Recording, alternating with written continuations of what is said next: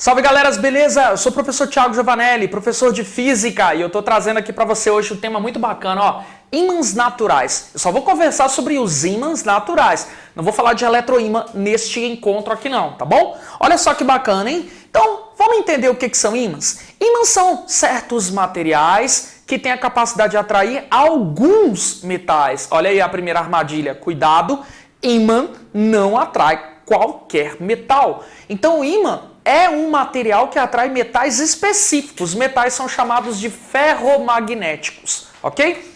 Olha só, eu sempre costumo dizer para a galera para anotar um exemplo, pelo menos, de metal que o ímã atrai e um exemplo de metal que o ímã não atrai. Só para a gente manter aí, né, o perfil de ter alguma coisa para lembrar. Bom, os metais que os ímãs atraem são conhecidos como ferromagnéticos. Então você já até imagina qual é o primeiro exemplo que a gente tem que ter na cabeça toda vez quando a gente fala de metal que é atraído por um ímã. O ferro, ok? Ferro é um exemplo de metal que o ímã atrai. Ferro, o níquel, o cobalto são atraídos por ímã. O mais importante de todos os exemplos é o ferro. Outro exemplo de um metal que o ímã agora não atrai. Esse aí você também tem que manter na cabeça, tá? O cobre, ímã, não atrai o metal cobre, ok? Na verdade, se você parar para pensar direitinho, o ouro não é atraído por um ímã, cobre não é atraído por um ímã, prata não é atraída por um ímã. Ou seja, eu queria já que você tivesse em mente que não são todos os metais que o ímã consegue atrair. Pelo menos um exemplo de metal que o ímã atrai e um exemplo de metal que o ímã não atrai, você tem que ter na sua cabeça, tá bom? Toda vez que a gente fala de ímã, pode ser natural, pode ser artificial, que são, né, alguns ímãs criados em laboratório, por assim dizer, ou até mesmo os eletroímãs. Irmãos, se é ímã, vale dois princípios. Quais seriam esses dois princípios? O primeiro se chama princípio da atração e da repulsão, um clássico. Qual que é o princípio da atração e da repulsão, professor? Polos de mesmo nome se repelem. Polos de nomes diferentes se atraem. Deixa eu te contar uma história. Olha só. Todo ímã tem duas regiões onde o magnetismo se manifesta mais intensamente. Essas regiões são os polos. Todo ímã tem duas regiões de magnetismo intenso. E essas duas regiões são os tais polos que eu acabei de citar. A gente costuma dizer que todo ímã tem que ter dois polos. Princípio da inseparabilidade dos polos. Tem que ter dois polos. Cuidado, o nome não é polo positivo nem polo negativo. Não é polo da direita nem polo da esquerda. É polo norte e polo sul, tá bom? Tem todo um contexto histórico para esses nomezinhos aí. Bom, se eu pegar dois ímãs e posicionar polo sul de um diante do polo norte do outro, o que é que vai acontecer? Vai acontecer então que eu terei a atração entre os ímãs. Olha só que bacana, polos de mesmo nome gera atração. Agora, se eu posicionar os dois ímãs de forma que os polos de nomes iguais sejam um colocado diante do outro, então o que vai acontecer é uma repulsão entre esses ímãs. Sul com sul, mesmo nome, vai dar repulsão. Da mesma maneira como o norte colocado diante do norte também vai dar uma repulsão. Legal? Cuidado, hein, galera? Quando eu estou tratando de ímã e ímã, vale, então, a ideia da repulsão.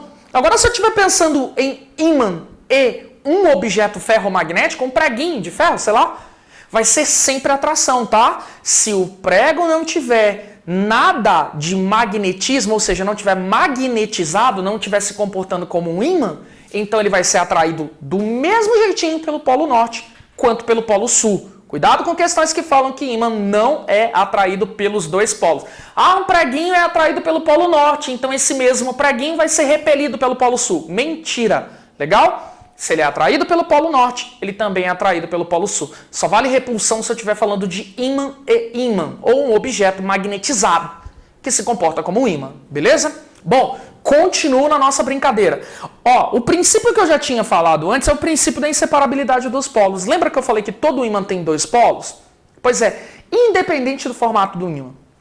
Pode ser aqueles ímãs em forma de ferradura, né? Só vi nos desenhos Tom e Jerry até hoje. Ó, aquele ímã em forma de barra, que é o clássico das questões, ou um eletroímã. A gente vai discutir isso em outro momento. Um ímã criado através de um fio dobrado de um jeito adequado, ligado a uma corrente elétrica. Corrente elétrica passa por esse condutor e o condutor comporta-se como um ímã. É o que a gente vai chamar no futuro de eletroímã. Não é a conversa agora. O que eu quero que você lembre é o seguinte: todo ímã tem dois polos. Pode ser um ímã em forma de ferradura, ímã Tom e Jerry. Pode ser um ímã em forma de barra. Pode ser um eletroímã. Falou em ímã, irmãos? Tem que ter dois polos sempre. Legal? Agora, o mais bacana é você parar para pensar que existe uma região em torno do ímã que diz até onde vai a atuação deste tal ímã. Não é exatamente isso, mas é um jeito legal da gente pensar, tá bom? Tipo assim, poxa, se você parar para pensar, se isso aqui na minha mão for um ímã, esse ímã não tem a capacidade de atrair todas as moedas do planeta Terra. Pensa lá, uma moeda lá, sei lá, na linha do Equador, bem longe de onde eu estou aqui, geograficamente falando. Pessoal, esse ímã que está aqui na minha mão não vai atrair aquela moeda lá do Equador. Por que não? Porque esta moeda está longe, está fora do campo de atuação desse ímã, fora do campo magnético, tá bom? Na prática, campo magnético não é uma coisa finita, é infinito os campos. Mas para a gente entender dentro desse contexto, vale a pena a gente pensar momentaneamente que campo é uma coisa finita, tá bom? Então, tipo assim, em volta desse ímã tem uma região energética que diz até onde ele consegue puxar um preguinho, por exemplo. É uma ótima forma de interpretar campo, tá bom? Bom, peraí, professor, então, esse tal campo magnético seria uma região energética em volta desse ímã? Exatamente, uma região energética em volta do ímã, tipo isso. Para representar esse campo, a gente tem o hábito de fazer alguns risquinhos, que a gente costuma chamar de linhas de indução ou linhas de campo, beleza? Essas linhas, esses risquinhos, eles estão tentando nos orientar como é o comportamento do campo, tá bom? Existe uma regra que você não pode esquecer. Bom, duas regras, na verdade. As linhas de campo magnético, diferente das linhas de campo elétrico, né? Lá em elétrica também tem uma historinha de linhas de campo. Tá? As linhas de campo magnético, o jeito de representar o campo magnético são através de linhas fechadas. Como assim? Elas saem do ímã e terminam no próprio ímã, o que não acontecia com carga elétrica. Lembra aí da teoria de carga elétrica? Se você não lembra, não tem problema. Eu vou deixar um card aqui, ó, falando para você um pouquinho sobre campo elétrico, tá bom? Não tem perigo. Agora vamos voltar. Bom, então eu estou tentando te dizer o seguinte, olha, essas linhas é como se elas saíssem do polo norte do ímã, dessem uma volta e retornassem para o polo sul do ímã. Elas saem do ímã e voltam para o ímã. Essa é a segunda regra que eu quero que você lembre. Todas as vezes que a gente falar das linhas de campo magnético, eu vou precisar lembrar que elas sempre saem do norte e sempre entram no sul do ímã. Por isso que a gente vai botar setinhas nessas linhas de campo. Sempre desse jeito, tá, galera? É uma regra. Sempre sai do norte, sempre entra no sul. Tá bom? Independente do ímã. Agora, um campo magnético extremamente importante pra gente é o campo magnético gerado pela Terra. O núcleo da Terra, por conta do magma vulcânico, enfim, uma longa história. A gente sabe que a Terra manifesta um campo magnético. Esse campo magnético tem importância grande pra gente, tá bom? Mas o que eu quero que você lembre é uma das maiores armadilhas para as pessoas que são momentaneamente desatentas nas questões. Qual que é? Bom, é como se dentro da Terra, por culpa do magma vulcânico, aquela coisa toda, do núcleo da Terra, é como se dentro da Terra tivesse cavucado um ímã. Lá dentro tem um ímã. Onde este ímã tem, como todo ímã, seu polo norte e seu polo sul. O problema está justamente aí.